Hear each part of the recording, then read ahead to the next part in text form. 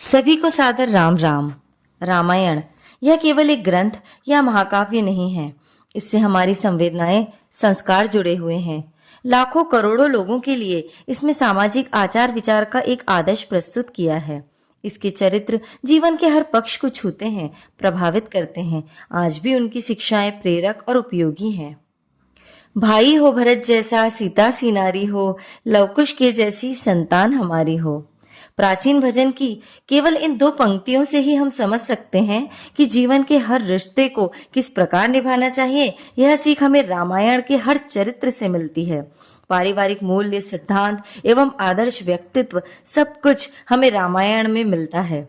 एक नारी होने के नाते लेकिन जो पात्र मुझे सर्वाधिक प्रेरित करता है वो है हर घर की आदर्श, मिथिला की राजकुमारी, अयोध्या की महारानी, भारतेश्वरी माँ सीता का।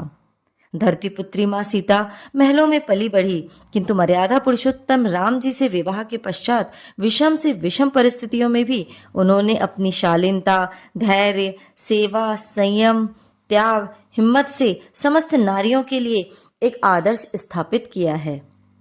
माँ जानकी के चरित्र से हमें कई सीख लेनी चाहिए, जैसे सर्वप्रथम पति के प्रति पूर्ण समर्पण एवं प्रेम। माँ सीता एक असाधारण पतिव्रता है। वनवास श्री राम को मिला, लेकिन माता सीता उनके साथ महलों के सारे सुख, धन, वैभव को छोड़कर उनके साथ चल दी। दूसरा, अपार धीरज। हर परिस्थिति में माँ ने संयम व धैर्य का परिचय दिया है। जब वे लंका में थी उन्होंने धैर्य रखा। जब उन्हें अयोध्या और पति से दूर वन में रहना पड़ा तब भी उन्होंने धीरज का साथ नहीं छोड़ा। तृतीय बात कि माँ सीता एक साहसी नारी हैं। माँ वैदेही को जब रावण ने अशोक वाटिका में रखा तब इस कठिन परिस्थिति में उन्होंने शील, साहस और धर्म का पालन किया। रावण ने उन्हें साम, दाम, दंड, भेद हर तरह से अपनी ओर झुकाने का प्रयास किया, लेकिन माता सीता नहीं झुकी। इसके अलावा देवी अनुसुईया और सीता जी के संवाद से हमें सीखने को मिलता है कि आदर्श पत्नी का पति के लिए व्यवहार कैसा होना चाहिए, उसे अपना गृहस्थ जीवन कैसे सुधारना चाहिए। अगली सीख जो माता सीता से हमें ग्रहण करनी चाहिए वो है उत्तम परवरिश। आज हम कहते हैं कि बच्चों को गांव में सुविधाएं नहीं मिलती या कभी संसाधन की कमी होती है, परंतु माँ रामप्रिया ने वन में रहकर लवकुश को शौर्यवान, वीर, संस्कारी, आज्ञाकारी पुत्रों के रूप में संस्कार के समक्ष रखा, संसार के समक्ष प्रस्तुत किया। किसी से बैर ना रखना भी माँ सीता के चरित्र का एक हिस्सा है। वनवास भेजने वाली माँ कैकई के प्रति किसी प्रकार का वैमनस्य नहीं रखा। सुनैना पुत्री को साक्षात अन्नपूर्णा स्वरूप कहा जाता है।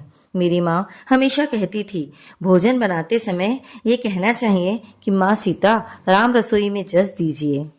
अगली सीख जो मुझे माँ के चरित्र से मिलती है वो है आत्म स्वाभिमान। उन्होंने सदा अपनी गरिमा को बनाए रखा। सभा में पुनः परीक्षा की बात सुनकर वो धरती में समा जाती हैं। बार बार यदि हमारे स्वाभिमान पर चोट हो तो वो अस्वीकारणी है। साथ ही कुछ बातें ऐसी भी हैं जो हमें माता के जीवन से सीख लेनी चाहिए कि मृग तृष्णा हमारे दुखों का कारण हो सकती है और हर साधु सिद्ध पुरुष नहीं होता। अंत में यही कहूंगी कि माँ मैथिली का चरित्र समझकर, सीखकर अपने व्यवहार में उतारना गागर में सागर भरने के समान है। वो आज भी हर नारी के लिए आदर्श और प्रेरणा है। माता सीता के चरित्र में हर कामकाजी या गृहस्थ स्त्री के लिए बेहतर और संतुलित जीवन के अनमोल सूत्र छुपे हुए हैं। धन्यवाद। जय श्री राम वल्लभा।